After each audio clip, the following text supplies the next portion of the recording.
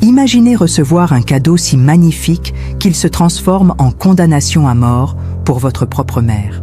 Artinte n'avait que 16 ans lorsque le manteau royal tissé de la main de la reine Amestris enveloppa son corps, la marquant à jamais comme propriété sexuelle de son propre beau-père et oncle, le roi des rois Xerxès de Perse. Ce qui débuta comme une liaison secrète dans les chambres interdites du harem impérial en 480 avant Jésus-Christ, juste après l'humiliante défaite dans les eaux de Salamine, déclencha l'une des vengeances les plus brutales jamais enregistrées par l'histoire.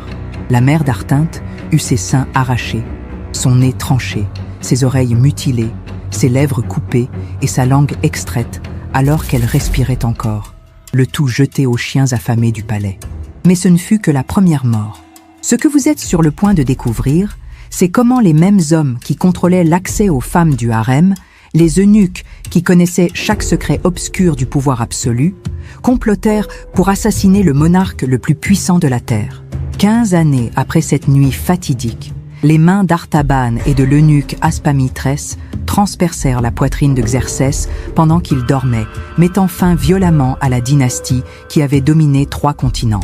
Si cette histoire vous captive déjà, sachez qu'elle ne fait que commencer. Je vous invite à vous abonner à Secrets de l'Alcôve Royale, car nous dévoilons les mystères les plus interdits de la royauté, ceux qu'on ne vous a jamais enseignés à l'école. Laissez un like si vous souhaitez découvrir la suite de cette tragédie impériale qui a secoué l'Empire perse. Dans les commentaires, partagez avec nous votre pays, votre ville ou votre région, car j'adore savoir d'où viennent les femmes passionnées d'histoire qui composent notre communauté. Et surtout, dites-moi quelle reine, impératrice ou favorite royale vous aimeriez voir dans nos prochaines vidéos. Marie-Antoinette, Catherine de Médicis, Hurrem Sultana, votre voix compte et façonne les secrets que nous révélons ensemble. Pour comprendre l'ampleur de cette tragédie, il faut d'abord pénétrer dans l'univers du plus grand empire que le monde antique ait connu. L'empire perse achéménide s'étendait de l'Égypte jusqu'aux frontières de l'Inde, dominant 28 nations et contrôlant près de 44% de la population mondiale au 5e siècle avant Jésus-Christ. Au cœur de cette immensité se trouvaient les palais de Persépolis et de Suse, véritable citadelle du pouvoir absolu où résidait Xerxès Ier, fils du légendaire Darius Ier. Après avoir hérité du trône en 486 avant Jésus-Christ, Xerxès lança l'invasion massive de la Grèce avec une armée estimée à plus de 100 000 hommes. Mais en 480 avant Jésus-Christ, les eaux de Salamine engloutirent ses rêves de conquête. Humilié, vaincu, le roi des rois retourna dans ses palais où l'attendait une structure de pouvoir unique au monde, le harem impérial. Cette institution n'était pas simplement un lieu de plaisir, mais un système complexe administré par des eunuques tout-puissants qui contrôlaient l'accès aux centaines de femmes appartenant au monarque. C'est dans ce labyrinthe de désirs et de complots que se noua le destin d'Artinte, jeune princesse née au sein même de cette cage dorée. Au centre de ce drame se dressait Xerxès Ier, monarque de 55 ans dont le règne oscillait entre gloire militaire et décadence personnelle. Après Salamine, quelque chose s'était brisé en lui. L'homme qui avait fait fouetter la mer pour son insolence cherchait désormais ses conquêtes ailleurs. Artinte incarnait tout ce qui échappait encore à son contrôle absolu. La jeunesse, la beauté virginale, l'interdit suprême. Cette adolescente de 16 printemps portait en elle un double lien de sang qui aurait dû la protéger. Son père Maciste, frère cadet de Xerxès et satrape de Bactriane, comptait parmi les généraux les plus respectés de l'Empire. Son époux Darius, prince héritier et fils aîné du roi, représentait l'avenir de la dynastie. Entre ces deux hommes, Artinte vivait dans l'illusion d'une sécurité que les murs du palais ne pourraient jamais garantir.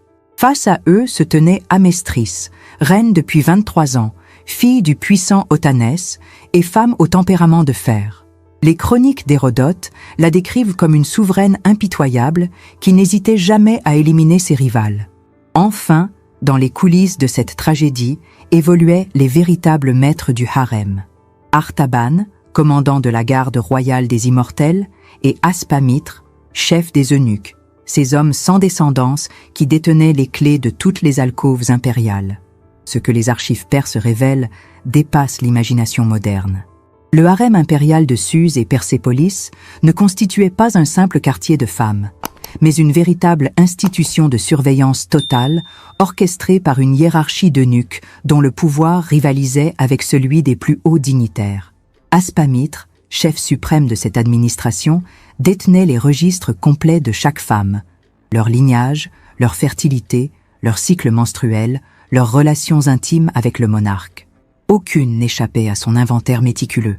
Les documents cunéiformes retrouvés dans les ruines de Persépolis attestent d'un protocole rigoureux. Chaque nouvelle arrivante subissait un examen physique pratiqué par des sages-femmes sous supervision directe des eunuques gardiens. Ces inspections vérifiaient non seulement la virginité, mais également la capacité à enfanter, la symétrie corporelle, l'absence de cicatrices ou malformations. Les témoignages d'ambassadeurs grecs comme Hérodote décrivent de comment les eunuques consignaient tout dans des tablettes d'argile. Date des unions, durée des visites nocturnes, présence ou absence de saignement lors des déflorations.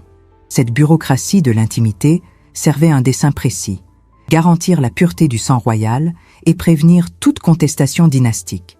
Mais elle créait surtout une prison invisible. Les femmes du harem vivaient dans un luxe inouï, vêtues de soie importée de Chine, parées de bijoux provenant des 4 coins de l'Empire, servies par des dizaines d'esclaves.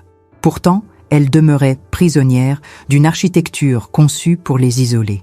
Les appartements féminins, situés au cœur du palais, ne possédaient qu'une seule entrée gardée jour et nuit par les immortels et contrôlée exclusivement par les eunuques. Personne n'y pénétrait sans leur autorisation. Personne n'en sortait sans leur accord. Dans cet univers clos, Artinte avait grandi en observant sa propre mère naviguer les périls de cette cage dorée. Elle connaissait les règles non écrites: obéir, plaire, survivre. Ce qu'elle ignorait, c'est que ces mêmes murs qui devaient la protéger allaient devenir le théâtre de sa destruction. Vous commencez à percevoir l'ampleur de cette histoire, n'est-ce pas? Ce que je vous révèle aujourd'hui ne figure dans aucun manuel scolaire. Aucun documentaire traditionnel n'ose aborder ces vérités avec autant de profondeur. C'est précisément pour cela que Secrets de l'alcôve royale existe, pour donner voix à ces femmes dont l'histoire a été effacée, censurée, réduite au silence pendant des millénaires. Si vous appréciez ce voyage dans les mystères les plus interdits de la royauté, je vous invite chaleureusement à vous abonner à notre communauté. Chaque like que vous laissez m'encourage à continuer ces recherches historiques approfondies. Chaque commentaire où vous partagez vos impressions, vos découvertes ou vos suggestions enrichit notre exploration collective. Nous sommes bien plus qu'un canal. Nous formons une confrérie de passionnés d'histoire qui refusent les versions édulcorées. Alors dites-moi, connaissiez-vous l'existence de ces systèmes de surveillance dans les harems perses? Votre participation construit l'âme de ce projet. Maintenant, plongeons dans le moment qui bascula tout. Tout bascula lors d'un banquet royal organisé dans les jardins suspendus de Suse au printemps 479 avant Jésus-Christ. Selon les chroniques d'Hérodote, Xerxès aperçut Artinte parmi les convives et quelque chose s'enflamma dans le regard du monarque vieillissant. La jeune femme venait d'épouser son fils Darius quelques mois auparavant. Elle portait les vêtements traditionnels des princesses perses, mais ce fut son innocence qui captiva le roi des rois. Les semaines suivantes, Xerxès tenta d'abord de séduire l'épouse de son frère Masiste, mère d'Artinte. Devant son refus catégorique, il changea de stratégie avec une perversion calculée. Il arrangea le mariage entre Artinte et son propre fils, garantissant ainsi la présence permanente de la jeune femme dans les appartements royaux. Ce qui devait protéger Artinte la plaça directement dans la toile du prédateur. Un soir, les eunuques reçurent l'ordre de conduire la jeune mariée aux chambres privées du monarque. Aspamitre savait exactement ce que cela signifiait. Les tablettes royales consignèrent cette nuit avec la discrétion administrative habituelle, mais les servantes du harem transmirent une version bien différente. Artinte supplia, pleura, invoqua son mariage avec le prince héritier, rappela qu'elle était la nièce du roi. Rien n'arrêta Xerxès. Dans l'univers clos du palais achéménide, la volonté du roi des rois constituait la seule loi existante. Le lendemain de cette première nuit, selon la tradition perse, Xerxès offrit à Artinte le privilège de choisir un présent royal. La jeune femme, terrifiée et cherchant peut-être une protection, demanda le manteau magnifique que portait le monarque.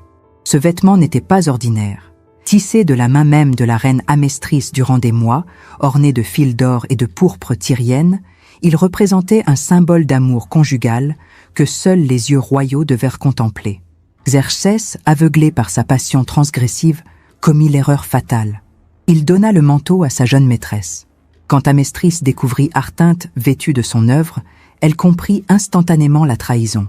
Mais la reine ne blâma pas le roi.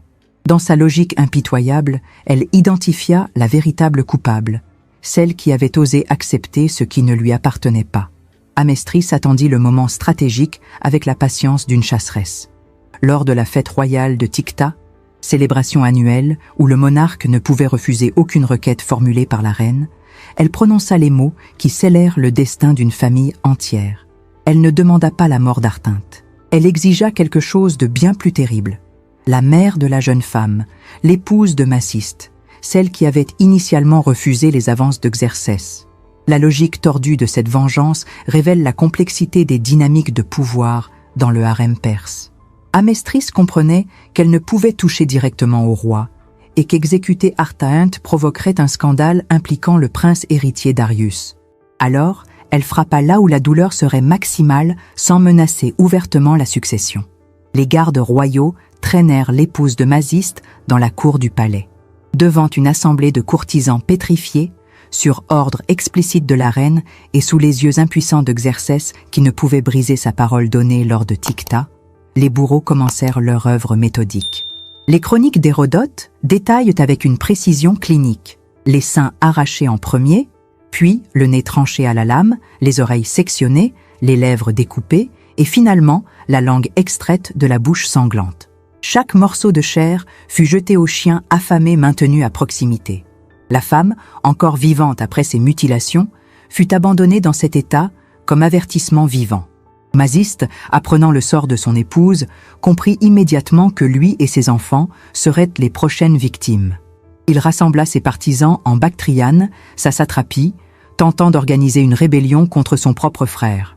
Xerxès envoya ses armées avant que la révolte ne s'organise. Maciste fut capturé et exécuté avec l'ensemble de ses fils. Artinte disparut des archives historiques à ce moment précis. Certains manuscrits suggèrent qu'elle fut empoisonnée discrètement, d'autres qu'elle se donna la mort. Les eunuques qui avaient de faciliter les rencontres secrètes, dont Aspamitre, prirent note de cette leçon brutale. Même servir les désirs du roi pouvait mener à la destruction. Cette réalisation planta les graines d'une conspiration qui mûrirait durant 15 longues années. 15 années s'écoulèrent entre la tragédie d'Artinte et la nuit du 4 août 465 avant Jésus-Christ. Durant cette période, Xerxès sombra progressivement dans une paranoïa alimentée par ses propres excès.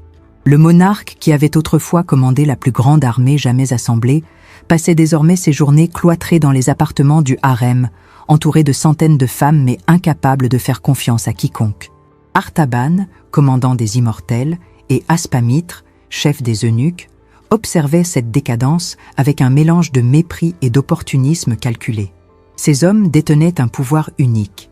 Ils contrôlaient physiquement l'accès au corps du roi. Chaque nuit, ils décidaient qui entrerait dans les chambres royales, qui porterait les plateaux de nourriture, qui verserait le vin. Les documents perses révèlent une ironie dévastatrice. Le système même que Xerxès avait utilisé pour satisfaire ses désirs illimités devint l'instrument de sa perte.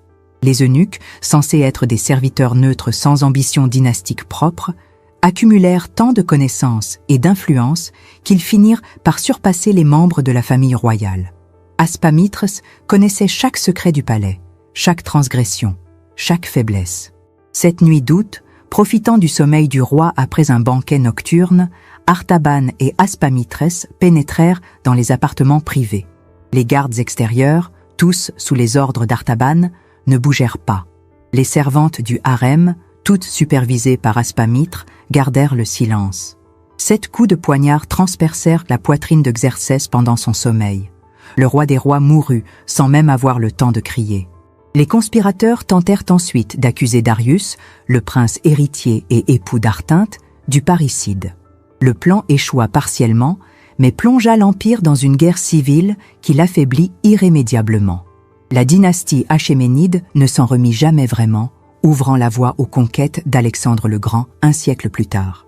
Ainsi, le désir transgressif pour une jeune nièce de 16 ans déclencha une cascade de destruction qui aboutit à la chute du plus grand empire antique. Les historiens perses ultérieurs effacèrent méticuleusement Artaïnte des chroniques officielles. Son nom ne figure sur aucune inscription monumentale, aucune liste dynastique, aucun registre cérémoniel. Mais Hérodote, l'historien grec, préserva son histoire comme avertissement éternel sur les dangers du pouvoir absolu sans limite morale. L'histoire d'Artaïnte nous rappelle une vérité que les siècles ont tenté d'effacer. Derrière chaque grande civilisation se cachèrent des femmes dont les corps furent transformés en champs de bataille politiques. Ce manteau royal qui causa tant de destruction symbolise parfaitement le piège doré dans lequel vivaient ces princesses et reines. Elles possédaient tout le luxe imaginable, mais aucune liberté sur leur propre destinée.